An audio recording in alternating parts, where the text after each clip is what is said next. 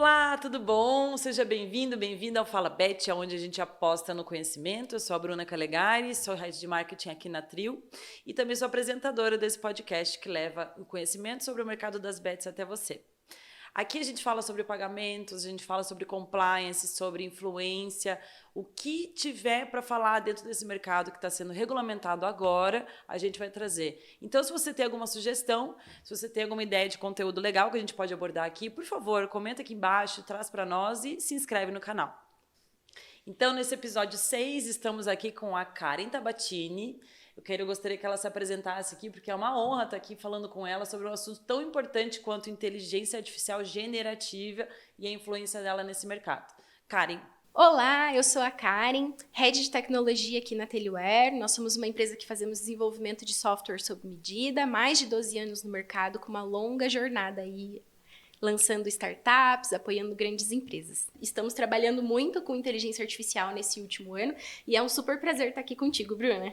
Legal. Ultimamente a gente tem visto vários usos maliciosos mesmo, né, de inteligência generativa, de uma forma a conseguir burlar algumas seguranças e compliance que são estabelecidas.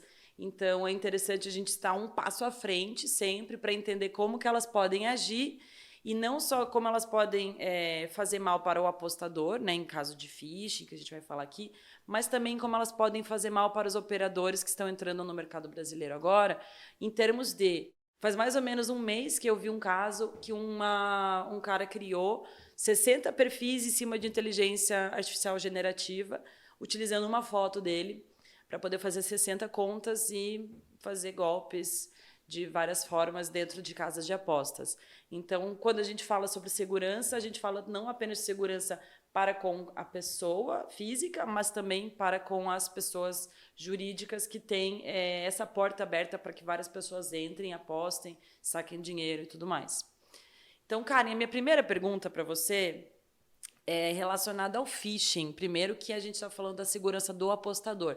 Aonde que ele sofre ou pode sofrer muitas tentativas de dar golpe nele, de se aproveitar dele de uma maneira que não é correta? Perfeito. Acho que antes da gente falar phishing, né, vamos contextualizar o que é, né? Vem a origem da palavra, vem do inglês, né, de pescar. E por que pescar? Porque a ideia do phishing é o atacante, né, o hacker malicioso, ele vai fazer várias iscas, então ele vai fazer aquele e-mail com aquele título bonito, chamando a atenção, dizendo, você acabou de fazer o cadastro aqui no nosso site, então clique aqui que você ganhou R$50. Uhum. E aí o que acontece? Esse e-mail é a isca para a pessoa ir lá, clicar e ela ter um malware ou algum sistema instalado no computador dela, no celular dela, roubando dados dela. E como que isso acontece? Isso acontece usando inteligência artificial generativa com um texto muito mais atrativo, ou ele consegue fazer cruzamentos de informação do que aquela pessoa pesquisou em outros sites, e daí fala assim, você criou a sua conta aqui agora conosco. Você que é cliente Itaú? Você é o cliente Itaú, então a gente tem uma parceria, vamos fazer isso junto. Então, isso chama muito mais a atenção das pessoas que são mais leigas. E a gente tá falando de e-mail, mas a gente pode falar de WhatsApp, uma mensagem que chega no WhatsApp de um número desconhecido, até às vezes verificado, né? A gente pode estar falando de um SMS, clica aqui agora para você conseguir ganhar o seu cupom de desconto aqui, na sua primeira aposta você vai ter 10% de bônus, então tem esse tipo de coisa. E ali é muito importante quando a gente estiver falando do phishing, né, dessa questão de... Eles estão pescando, eles querem pegar as pessoas que estão mais desatentas. O que nós precisamos fazer e cuidar? Primeiro, educação e conscientização. Não saia clicando em qualquer link, não abra qualquer contato de WhatsApp. Não pense que isso acontece com sua mãe, com a sua avó, né, com as pessoas mais velhas, porque a inteligência está ficando muito mais esperta. Sim, às vezes é difícil você reconhecer que aquilo de fato é um ataque e não algo que veio de fato da empresa que você acabou de fazer um cadastro. Então, às vezes acontece ali de você não conseguir reconhecer. Tem algumas tecnologias de detecção, sim, a gente pode... É um pouco mais difícil para o mercado leigo falar, talvez isso aqui aí tá meio estranho. No e-mail é muito mais simples, porque você passa o mouse em cima, né, às vezes, e ele mostra o link que ele vai te direcionar. Então, se tá falando que é do Itaú, por exemplo, e não é do site do Itaú, você obviamente não vai clicar, então é um pouco mais simples. Sim, de um e-mail, arroba alguma coisa estranha, né? Arroba estranho, normalmente de outras empresas também, assim, que mandam um e-mail em nome de, né? Então, aqui é a empresa de cobrança. Cobrança responsável pela cobrança do Itaú. Então, normalmente tem que tomar um pouco de cuidado com isso. E também, né, nesses casos, a gente precisa cuidar, não está relacionado diretamente com phishing, mas é muito importante a gente comentar sobre, né, os nossos logins nas plataformas. Então, normalmente, ou você usa um login social, né, como Google, como Hotmail, Outlook, Apple. E nesses logins, você habilitar a autenticação em 2 fatores, porque daí, ainda que ele consiga pegar seus dados, vai ser mais difícil ele conseguir acessar a sua conta e fazer alguma coisa a partir da sua conta, né? Porque você habilita que você faça uma checagem dupla da sua identidade. Não só o seu e-mail e senha, né? Então, acho que isso faz parte ali. Uma coisa interessante que eu vi recentemente, agora foi em outubro, inclusive, a Polícia Federal fez uma operação chamada Degenerative AI. Uau! E eles conseguiram mapear uma rede que estava fazendo roubo de informações usando IA generativa, e eles chegaram a roubar 110 milhões. Nossa! Então bem interessante como a Polícia Federal conseguiu mapear, e todas as pessoas responsáveis, inclusive uma delas eu acho que ainda está presa. Eu vi a notícia e falei, uau, né? Então e tudo começa com um phishing, né? Com aquela isca de que eu vou clicar aqui, ele vai conseguir roubar meus dados, e a partir dos dados seguir para fazer outras coisas, como o cadastro em algumas empresas. E daí, a partir do cadastro, por exemplo, até muito interessante, eles faziam, a partir do cadastro numa conta bancária, habilitava diretamente um empréstimo pessoal. Então, ele conseguia pegar 5 mil, 10 mil de empréstimo, e daí, de repente, 110 milhões que eles conseguiram fazendo esse tipo de falcatrua, né? 110 milhões? Milhões. Nossa! Bem interessante essa operação que a Polícia Federal fez. E em relação a roubo de CPF ou utilização do seu CPF por terceiros, existem alguns sites, a gente até pode deixar aqui embaixo anotado alguns sites interessantes para você verificar se o seu CPF foi usado. Eu sei que dentro da nova legislação vai existir o bloqueio de CPF automático, para então você não deixar com que criem uma conta com o seu CPF em uma casa de aposta. Eu sei que o estado do Paraná, através da Lotopar, já faz isso, que existe autoexclusão. Então, se eu tenho meu CPF, eu coloco lá autoexclusão. Nenhuma conta, nenhuma casa de aposta que tenha licença dentro do estado do Paraná vai poder utilizar meu CPF para fazer qualquer tipo de jogo, tudo mais. Além disso, a gente tem, na nova regulamentação também, a conexão direta entre a conta que você tem na casa de aposta e a sua conta bancária através do seu CPF ou chave Pix. Então, é uma maneira mais segura de você saber que aquele é o apostador mesmo. Então, se eu for tentar apostar com outro CPF ou for tentar pagar a minha aposta com outro CPF, o sistema automaticamente não vai deixar. O que deixa nós, consumidores, mais seguros de que ninguém vai utilizar o meu ou o seu CPF para fazer uma aposta, e nem a casa, né, de apostas vai receber CPFs falsos para fazerem apostas que depois, né, elas muito provavelmente serão golpes, né? E elas serão punidas, talvez, né? Seriam. Se pudesse fazer isso, elas seriam com certeza punidas. E a empresa de pagamentos também, porque ela está permitindo algo disso acontecer. Então, aqui dentro da Trio, a gente faz com certeza que não aconteça isso. É uma conexão direta, CPF, conta bancária, com a sua conta dentro da casa de apostas, para que não tenha nenhum ruído, nenhuma chance de que aconteça algum vazamento de dados. Em relação ao vazamento de dados, o que você poderia trazer de novidades para nós? Bom, vazamento de dados hoje em dia está bem comum, né? Então, o pessoal ataca as empresas para conseguir a base de dados delas, né? E daí, quando consegue acesso, eles pegam não só o CPF, como e-mail, data de nascimento, todas as informações sensíveis dessa pessoa, e com isso ela consegue fazer cadastro em vários lugares e ter acesso a várias informações privilegiadas, né? Uma das coisas importantes que as empresas precisam fazer para garantir que nesse processo, ainda que óbvio, né, elas precisam trabalhar as portas de entrada delas para bloquear e não receber esse tipo de ataque, mas é comum, né, a gente utilizar, então, força bruta, outros tipos de ataque para conseguir esses dados.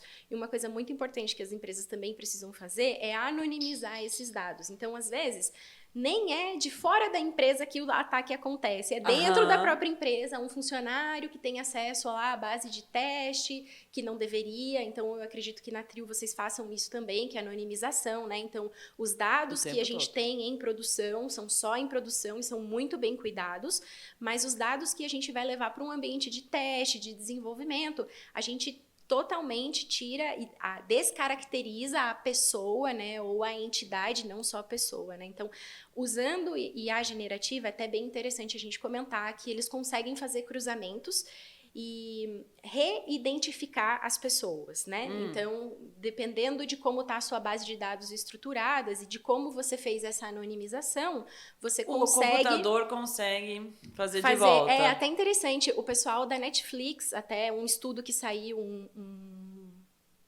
uma pesquisa científica que saiu, eles fizeram anonimização de dados de filmes do IMDb, de filmes na época, e usando a base do IMDb, eles conseguiram reverter e descobrir qual era o filme que estava... Desencriptar, desanonimizar, né? Então, eles conseguiram. Então, isso para provar que, usando inteligência artificial, eles também conseguem fazer esses cruzamentos com mais dados. Então, eu vou pegar o seu banco de dados que está anonimizado de uma determinada forma, estudar isso um pouco melhor, né? E pegar outros bancos de dados que eu também tenho e talvez fazer esse cruzamento e eu voltar a entender quem é aquela pessoa física ou jurídica, né? Então, é bem importante cuidar da anonimização, né? Para a gente evitar, né, como empresa, que a gente tenha algum tipo de vazamento também e dessa parte ficar um pouco mais vulnerável para a pessoa que está lá na frente, né? Para o indivíduo. Sim, com certeza, da forma que a gente está evoluindo em termos de conseguir mecanismos de segurança, também a inteligência está evoluindo da outra forma, criar novas formas de tentar burlar essas pequenas brechas de segurança. É uma eterna briga de polícia e ladrão, né? Então, a gente vai e desenvolve algo mais robusto para a segurança, usando IA, usando vários mecanismos que a gente tem hoje no mercado,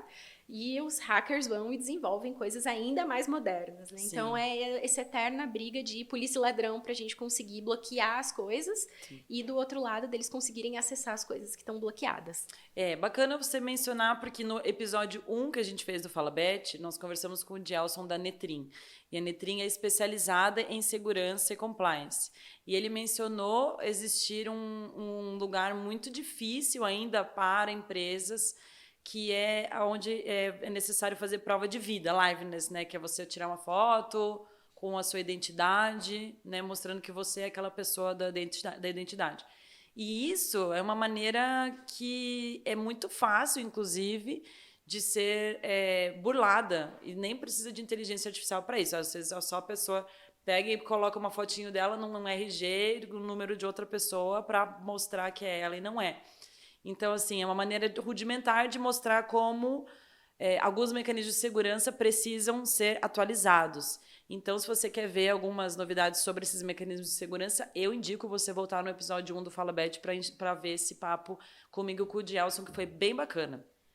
Ô, Bruna, e a respeito disso que você comentou, né, da validação facial, a gente tem conversado muito sobre deepfake, né? Agora, nas eleições americanas, teve umas coisas bem bizarras que saíram, né, do Trump, de um vídeo bem que virou meme, né, do Trump com a Kamala. Não sei se você chegou a ver, assim, claro, ali estava muito escancarado que era deepfake, mas se você pegasse cada frame separado, era difícil você identificar que de fato era um deepfake, né? Sim, e o de voz, ele tá incrível, né, o deepfake de voz, porque, inclusive, eu que trabalho no marketing, existem lugares onde você só cria um avatar seu e dá uma palhinha da sua voz, e ele pode criar alguns vídeos feitos por você. Então, é uma maneira que você está dando para a tecnologia aprender a fazer deepfakes, não só seu, mas de outras pessoas que estão falando direto para a câmera, falando com o tom de voz delas, com o sotaque delas. Então, assim, a gente está alimentando uma base, né, sem querer, de uns deepfakes que podem ser bem perniciosos. Perfeito. E aí, para essa área de autenticação, né? Então, muitas vezes, até você percebe a evolução do mercado, né? Antes, você precisava só tirar uma foto segurando o seu documento. Isso. Hoje em dia, você precisa tirar uma foto assim, para fazendo frente e assim. para trás. E tem evoluído ainda mais, né? Às vezes eles pedem um vídeo, então 2, 3 segundos que eles vão entender e conseguem capturar até sentimentos naquela imagem, né? Então eles conseguem entender se você tá apavorado, se você tá tranquilo. Então começa a se fazer uma certa análise também com relação a isso, né? Para poder evitar também fraudes, para poder evitar, nesse sentido, proteger ainda mais o indivíduo, né? E aí uma coisa interessante para comentar, né? Essas ferramentas hoje em dia, então a gente está falando de deepfake, tem um monte de site que produz deepfake, mas também tem evoluído muito as ferramentas de detecção. Então eles conseguem, óbvio, né? Quando você gera uma imagem lá no GPT, ele saiu com 6 dedos, tá muito fácil de descobrir que não é, né? No caso de deepfake, a gente tem a questão dos olhos, que eles conseguem identificar, né? E essas ferramentas, elas conseguem, às vezes não tem marca d'água, às vezes elas colocam marca d'água, né? Então, é muito importante também os jornais, mídia, quando a gente recebe alguma coisa, entender se aquela coisa antes de reproduzir é verdadeira ou não. Pro mundo visual, né, pro vídeo, também é importante a gente identificar. Essas ferramentas ajudam bastante ultimamente. Eu gosto de conversar com a Karen porque ela veio já toda cheia dos papéis, organizada, assim, pra gente trazer bastante informação para vocês. Então, chegamos naquela hora bacana do Fala Beth, é onde a gente roda a nossa bolinha do binguinho.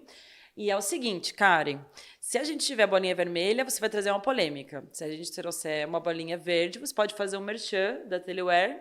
E se a gente estiver na bolinha azul, a gente continua o nosso assunto. Vamos lá. Adorei, adoro bingo. Bolinha azul, seguida de uma vermelha. Você pode escolher se você quer trazer uma polêmica, porque a gente estava conversando aqui e tem uma polêmica bem legal para ser falada, que é em termos da discriminação por inteligência artificial. Perfeito. É um assunto... Você gostaria de falar sobre ele? Vamos, é bacana, eu né? gosto. Tá, então eu faço de conta que é azul com vermelho, eu tô te perguntando sobre discriminação por inteligência artificial. Eu acho que é muito importante, né? A gente está falando sobre toda essa evolução da inteligência artificial e ela precisa de dados para ser treinada, né? Então, ela é uma criança de 3 anos que a gente está ensinando o tempo todo e como nós estamos ensinando essa inteligência artificial? Nós não, né? Mas as grandes empresas, né? Sim. E a gente conversa muito sobre o viés de dados. Então, teve um caso muito interessante de uma inteligência artificial que ela deveria fazer reconhecimento facial, né? Então, esse reconhecimento facial foi treinado com muitas fotos de pessoas brancas e, no fim das contas, ela não conseguia reconhecer pessoas negras, né? Porque, como ela foi treinada, ela tinha dados só de pessoas brancas. Então, é muito importante no desenvolvimento de um modelo de inteligência artificial, você remover esses vieses para você conseguir, de fato, ter um produto que seja no mercado, que abranja de forma mais genérica, né? E não só um determinado grupo, né? Teve um outro caso muito interessante, e isso me chamou muita atenção, de uma inteligência artificial que ela fazia triagem de currículos. E no processo de triagem de currículos... Eu ouvi esse também. Eles entenderam que muitos homens era melhor para o papel de liderança do que mulheres. Então, no processo de identificação e triagem dos currículos... Eles automaticamente estavam eliminando as mulheres do processo seletivo, porque, historicamente, os dados que foram treinados é de que os homens eram melhores para aquela função. Então, é esse cuidado, esse olhar, esse viés de dados que a gente precisa ter quando está trabalhando com inteligência artificial também. E isso é uma coisa que a gente cuida bastante aqui dentro da Teleware, né? Então, quando a gente está fazendo um projeto de inteligência artificial, você coloca algumas travas, alguns guarda-reios ali, mesmo usando um modelo de mercado, né? Óbvio que daí fica um pouco mais em conta. Fica um pouco mais em conta. Então, se você vai fazer uma integração com o ChatGPT ali, né? Você não precisa treinar um modelo para responder por aquilo, mas você consegue colocar um guarda-reio para evitar que você vá para aquele caminho de tendência, de viés com os dados que já existem lá dentro, né? Então, isso ajuda bastante também, né, a gente entregar produtos para o mercado de uma forma geral, que consiga abranger mais as pessoas do que mais direcionado, né? Então, acho que isso é bem importante. E conseguir fazer num tempo que seja interessante para o comprador do produto também, né?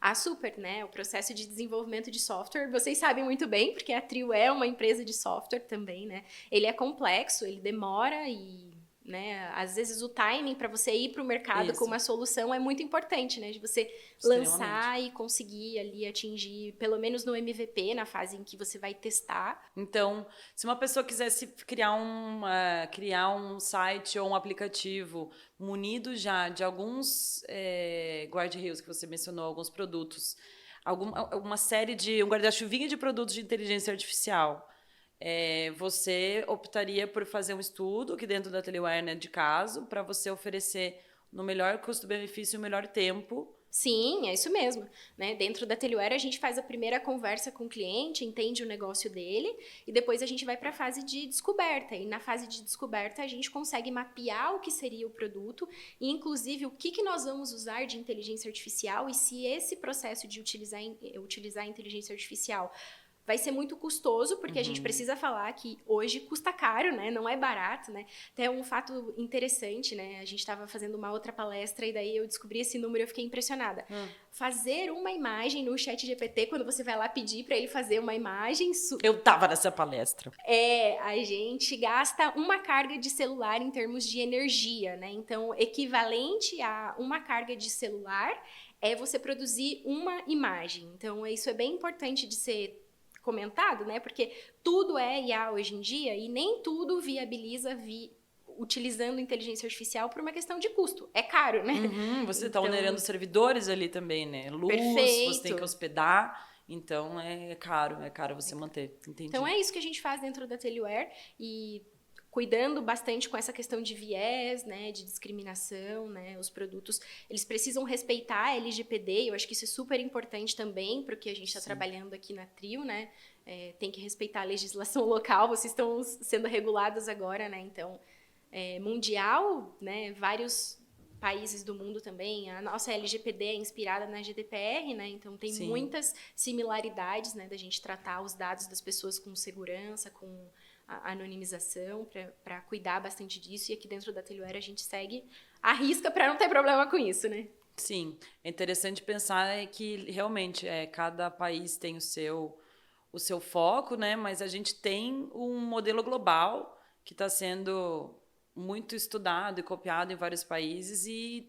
entendendo o que faz sentido copiar para dentro do Brasil e o que não faz também, né? Perfeito. E você sabe que para a inteligência artificial a gente tem um projeto de lei que está tramitando no Congresso desde 2023, então essas coisas demoram muito para sair, né? Mas que eles também querem regular o uso. E na Europa eles começaram agora, a partir de setembro, se eu não me engano, com uma parte da regulamentação de que você pode utilizar inteligência artificial para determinadas áreas, mas que determinadas áreas ainda precisam de supervisão humana. Então, por exemplo, você pode utilizar a inteligência artificial na saúde, mas precisa de uma supervisão humana. Que bom, né? Que bom, Ufa! Então, é bem interessante essa parte também da gente continuar entendendo para onde vai a regulamentação desse mercado também, que deve caminhar junto, né? Com a questão da LGPD, da proteção de dados da pessoa física e jurídica. Né? E jurídica. Maravilha, Karen. Nossa, adorei conversar com você, foi ótimo, passou voando. Obrigada pelo convite. Muito bom estar aqui também. Gente, segue aí o canal, a gente sempre vai estar trazendo conteúdos tão relevantes quanto esse e espero você na próxima edição do Fala Bet. Até mais. Tchau. Tchau.